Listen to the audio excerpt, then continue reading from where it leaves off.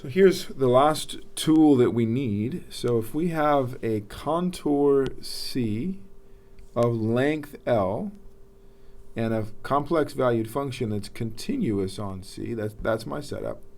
And now I'm going to assume that you can find a real number m positive such that the modulus of z is always less than or equal to m. You can bound f of z. That's what we want to do. I want to bound f of z for all points on R. That's really important to realize, is that we don't need to bound it in general. We need to bound it on, I think I just said R.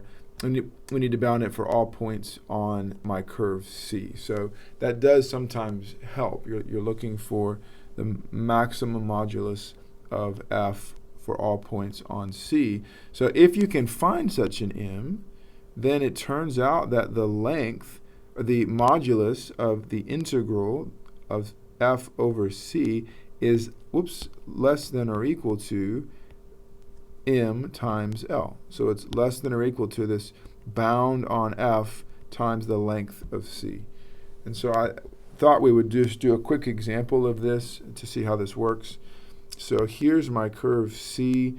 C is just the first part, the first quarter of the circle, modulus of z equals 2. And I wanted us to play around with the inequalities here. This is going to bring back some memories maybe of playing with the comparison test in Calc 2, or maybe some things from analysis, those of you that took analysis. So we have z plus 4 over z cubed minus 1. Certainly this is the same as the modulus of z plus 4 over the modulus of z cubed minus 1. I can split it up like that. Now I'm going to look at the top part by the triangle inequality. This is less than or equal to modulus of z plus the modulus of 4, which is just 4, over the modulus of z cubed minus 1. And it's the bottom part that we need to play a trick with. And so let's scroll up and remember the reverse triangle inequality. And so when I'm trying to play around with inequalities, if I want to keep getting bigger and bigger and bigger, then I need to make the bottom, I need to make this bottom part actually larger than something. So the whole, here, let me show you what I mean. I can write this as the absolute value of z plus 4 over absolute value modulus of z cubed minus 1 absolute value.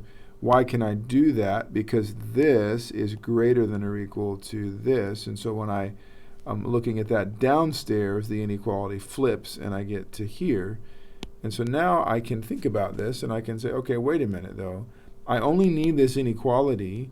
I only need a bound when I'm on this curve C. And when you're on this curve C, the modulus of z is precisely 2. So this is equal to, this part is equal to, 2 plus 4 is 6 over 8 minus 1 is 7. Absolute value of 7 is 7. So I found my bound for my function on the curve. And so the point is the length of this guy, the length of my curve here, right? This total circumference is just 2 pi r. My r is 2, so 4 pi, I want a quarter of that, so just pi. And so the point is, we can say thus, when I want to look at the integral of f of z dz along C, and I want to take the modulus of that, that's less than or equal to 6 over 7 times the length of C, which was pi. So you can bound this thing by 6 pi over 7.